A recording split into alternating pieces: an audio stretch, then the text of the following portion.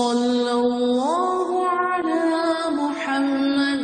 صلی اللہ علیہ وسلم. اللهم صل على محمد النبي الأمي وعلى آله وسلم تسليما. اعوذ باللہ السمیع العلیم من الشیطان الرجیم. بسم اللہ الرحمن الرحیم والصلاة والسلام علی رسولہ الکریم. بخاری شریف باب المساجد جاری ہے. اگلا درس شروع کرنے سے پہلے میں ایک وضاحت کرنا چاہتی ہوں کہ 2-3 درس قبل ایک جو درس ہمارا تھا جس میں یہ تھا کہ نبی کریم صلی اللہ علیہ وسلم ہر کام کو دائیں طرف سے شروع کرتے تھے. اس میں یہ بات کی تھی کہ ناخن بھی دائیں ہاتھ سے کاٹنا، پہلے پہلے دائیں ہاتھ کے کاٹے جائیں، وہ مسنون ہے. اور اس میں یہ بات کہ دائیں ہاتھ کی شہادت کی انگلی سے شروع کیے جائیں اور پھر انگوٹھے تک پہنچا جائے بائیں ہاتھ کے کاٹ کے. تو یہ جو ترتیب اس میں بیان کی گئی تھی یہ بعد میں علماء نے مطلب یہ ترتیب بتائی ہے، لیکن خود سنت کے اندر ایسی کوئی ترتیب جو ہے وہ موجود نہیں ہے. تو ہم بولنے میں اس طرح لگا کہ جیسے یہ مسنون ترتیب ہے، تو اس کو درست کر لیں. مسنون صرف اتنا ہے کہ ناخن دائیں ہاتھ سے کاٹنے شروع کیے جائیں. کس انگلی سے کریں اس میں کوئی ایسی وہ نہیں ہے، شرط نہیں ہے اور کوئی ترتیب نہیں ہے، جیسے بھی کاٹیں، لیکن صرف دائیں ہاتھ سے شروع کریں. پہلے دائیں ہاتھ کے کاٹیں اور پھر بائیں ہاتھ کے کاٹیں. آج باب ہم پڑھیں گے یہ کراہیت صلاۃ فی المقابر، قبرستان میں نماز پڑھنے کی کراہت کا بیان. مقابر مقبرے کی جمع ہے یا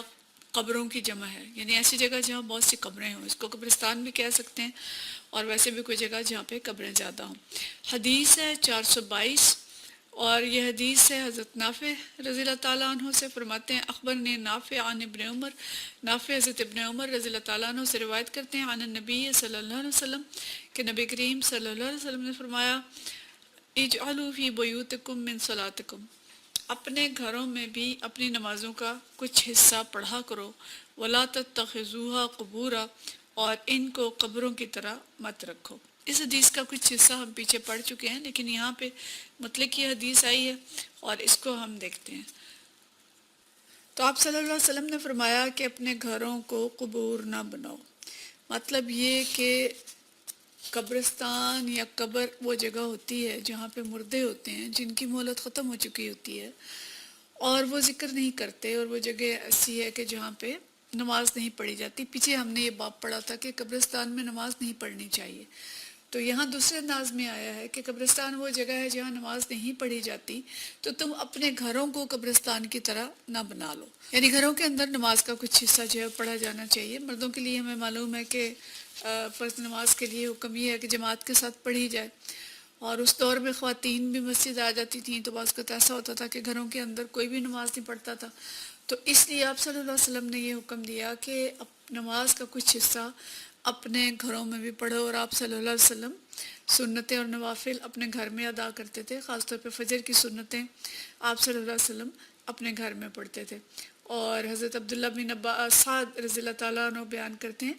کہ نبی کریم صلی اللہ علیہ وسلم نے بیان کیا کہ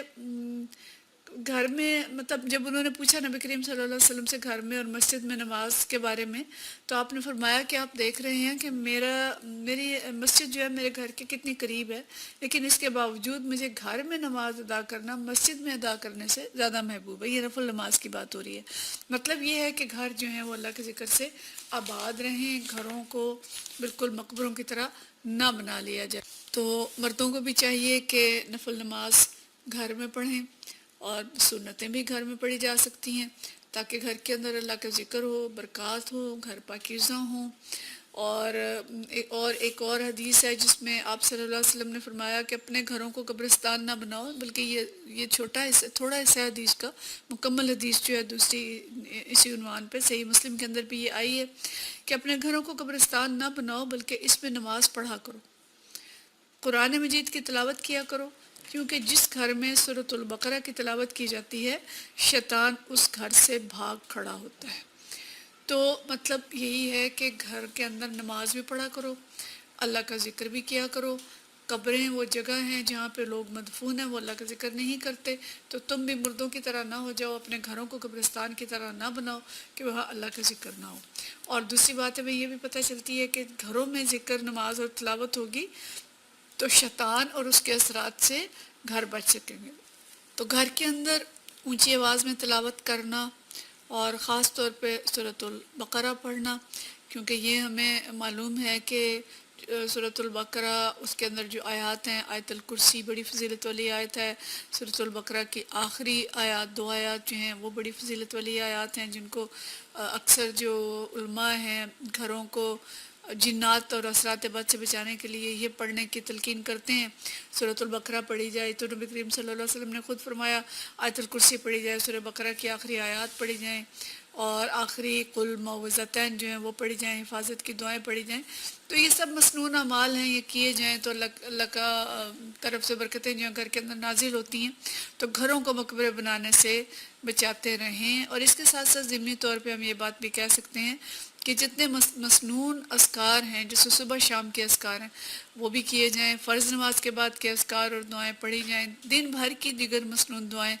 پڑھی جائیں، گھر کے اندر داخل ہوتے ہوئے، نکلتے ہوئے، سفر پہ جاتے ہوئے، سفر سے واپس آتے ہوئے، تو دعاؤں کا اور اللہ کے اذکار کا اہتمام کیا جائے، اور رات کو سوتے وقت بھی آیت الکرسی اور دیگر صورتیں پڑھی جائیں۔ تو یہ سب چیزیں اگر ہوں گی تو گھروں کے اندر اللہ کی رحمتیں آئیں گی، یہ قبرستان کی طرح نہیں بنیں گے، مقبرے کی طرح نہیں بنیں گے، اور اللہ کی رحمت سے جو اثرات بد ہیں اور جنات اور اس طرح کی چیزیں ہیں ان سے بھی گھر محفوظ رہیں گے۔ تو یہاں خاص طور پہ نبی کریم صلی اللہ علیہ وسلم نے گھروں کے اندر نماز کا کچھ حصہ اور قرآن پاک پڑھنے کی ہدایت کی ہے۔ ہمیں ان 2 چیزوں کا اہتمام رکھنا چاہیے اور اپنے گھروں کو مقابر نہیں بنانا چاہیے۔ اصل میں باب المساجد ہے، اور باب المساجد کے اندر یہ چیز آئی ہے کہ مساجد کے ساتھ ساتھ گھروں کو بھی مقبرے بننے سے بچایا جائے۔ اگلا باب ہے باب الصلاۃ فی مواضع الخسف والعذاب، کہ ایسی جگہوں پر نماز پڑھنے کا بیان جہاں زمین دھنس جائے یا کوئی اور عذاب نازل ہو چکا ہو۔ خسف کہتے ہیں دھنس جانے کو۔ اور وَيُذْكَرُ عَنْ عَلِيٍّ کہ حضرت علی رضی اللہ تعالیٰ عنہ سے یہ ذکر کیا جاتا ہے کَرِحَ الصَّلَاةَ بِخَسْفِ بابل، بابل کا مقام تھا، وہاں دھنسی ہوئی جگہ پہ نماز پڑھنے کو ناپسند کیا۔ تو حضرت علی رضی اللہ تعالیٰ عنہ وہاں سے کہیں گزرے بابل کے مقام پہ، اور وہاں انہوں نے نماز نہیں پڑھی۔ بابل وہ مقام ہے جو نمرود نے بنایا، نمرود وہاں پہ تھا، نمرود کا علاقہ تھا، اور وہاں اس نے ایک بہت اونچا مینارہ بنایا تھا جو 5000 ذراع یا تقریباً 7500 فٹ اس کی اونچائی تھی، اور اس نے یہ بنوایا تھا رصدگاہ کے طور پہ، اور اس کی نیت یہ تھی کہ یہاں پہ چڑھ کے معاذ اللہ آسمان والے کے ساتھ جنگ کرے اور آسمان کی حکومت حاصل کرے۔ لیکن اللہ تعالیٰ کی طرف سے ایک آندھی آئی جس سے اس کی چوٹی ٹوٹ کر دریا میں گر پڑی، اور باقی عمارت جو تھی وہ نمرود کی قوم پہ گر پڑی، جس سے وہ ہلاک ہو گئے۔ اسی کا ذکر اللہ تعالیٰ نے کلام پاک کے اندر بھی کی ہے۔ سورہ نحل کی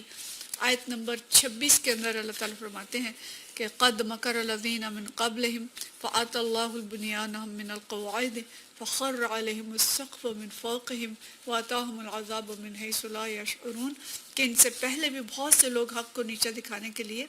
ایسی ہی مکاریاں کر چکے ہیں، تو دیکھ لو کہ اللہ نے ان کے مکر کی عمارت جڑ سے اکھاڑ پھینکی، اور اس کی چھت ان کے اوپر اس طرح آ رہی اور ایسے رخ سے ان پر عذاب پایا کہ جس پہ آنے کا انہیں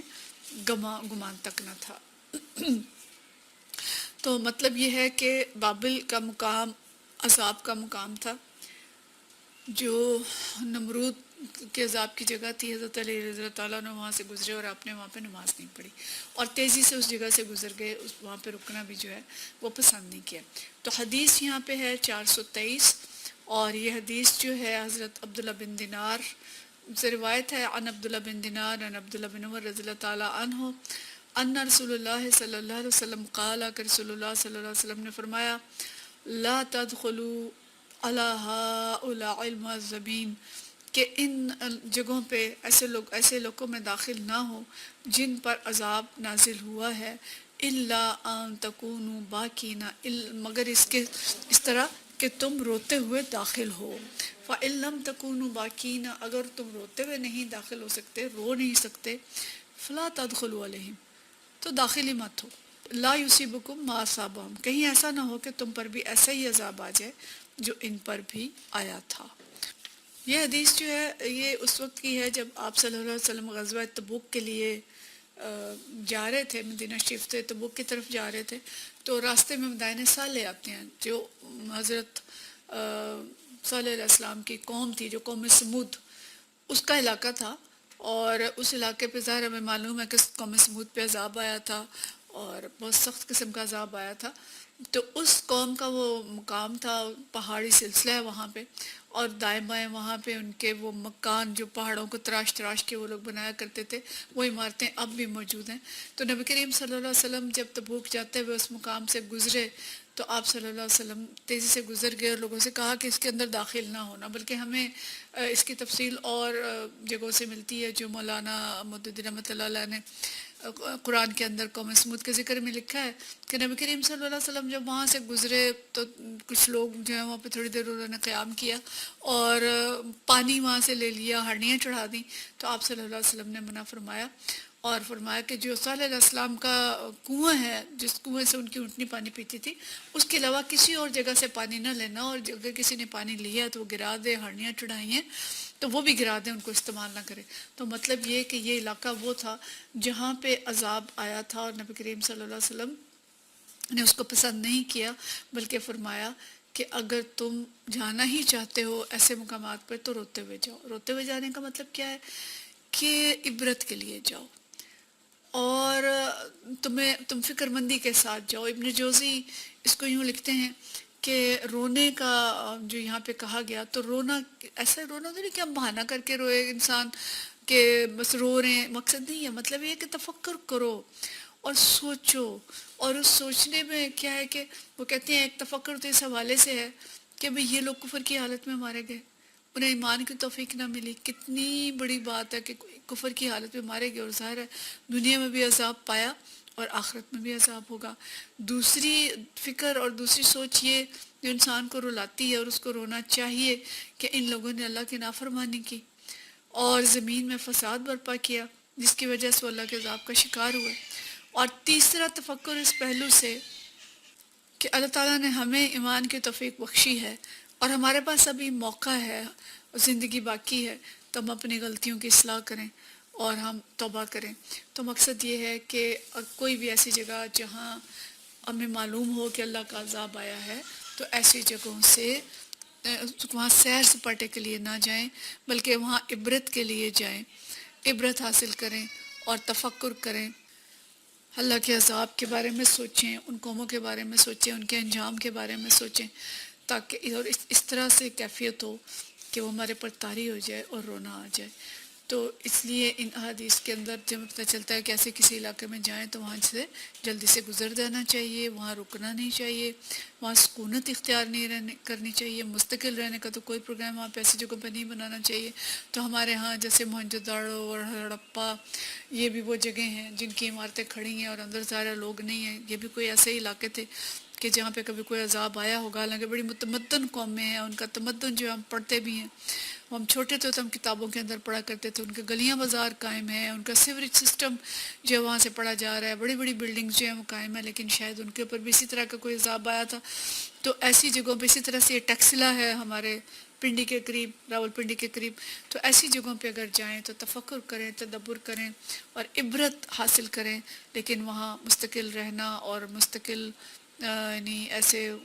سیر و سپاٹے کرنے وہ چیزیں جو ہیں وہ ناپسندیدہ ہیں. تو اس کی بجائے تفکر اور تدبر، تاکہ اللہ تعالیٰ ہمیں ایسے عذاب سے بچائے اور اللہ ہم سے راضی ہو جائے اور ہمیں قرآن اور حدیث کی جو روح ہے اس کو سمجھنے کی توفیق عطا فرمائے. وآخر دعوانا ان الحمدللہ رب العالمین. صلی اللہ علی محمد صلی اللہ علیہ وسلم.